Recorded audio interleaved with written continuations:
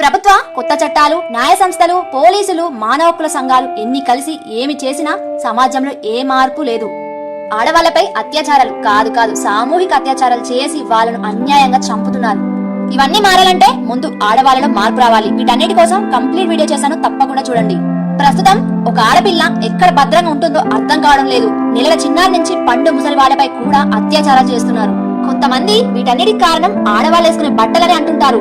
చిన్నపిల్లలు, ముసలి వాళ్ళు ఏ మోడర్న్ డ్రెస్సులు వేసుకుంటున్నారని వాళ్ళపై అఘాయిత్యాలు. దీనికి సమాధానం ఎవరైనా చెప్తారా?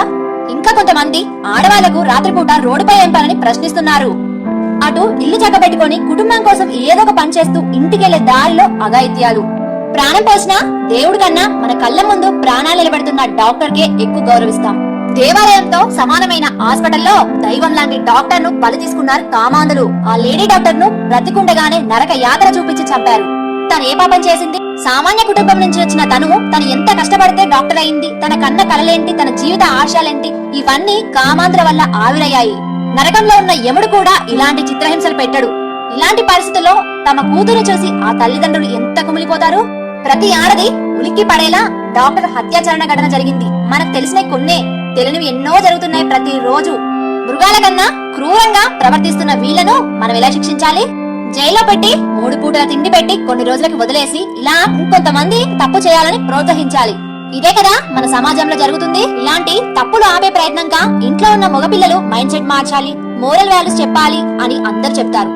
అవును, ఇవన్నీ నిజమే. కానీ ఇవన్నీ ఆల్కహాల్ ఎక్కువ తీసుకున్న మగవాళ్ళే చేస్తున్నారు. ఆల్కహాల్ కూడా కంట్రోల్ చేయొచ్చుగా. ఓ మర్చిపోయా, మెయిన్ ఇన్కమ్ సోర్స్ మనకి ఆల్కహాలే కదా. ఆడవాళ్ళందరికీ నేను ఒకటే చెప్తున్నా, ఎవ్వరు మన కోసం ఏం చేయరు, మనల్ని మనమే కాపాడుకోవాలి.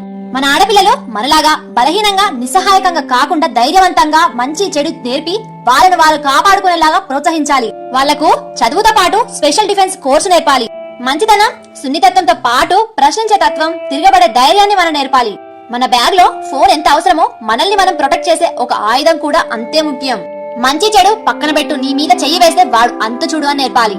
మన కోసం ఎవరు రారు, ఏమీ చేయరు. మన రక్షణకై మనమే భద్రకాలిగా మారాలి. అప్పుడే ఈ సమాజం మారుతుంది. ఓ ఆడదాని ఆవేదనగా ఈ వీడియో తీశాను. నేను చెప్పింది కరెక్టో రాంగో కామెంట్ చేయండి. నా వీడియో కనుక నచ్చితే సమాజ మార్పు కోసం ప్రతి ఒక్కరికి షేర్ చేయండి.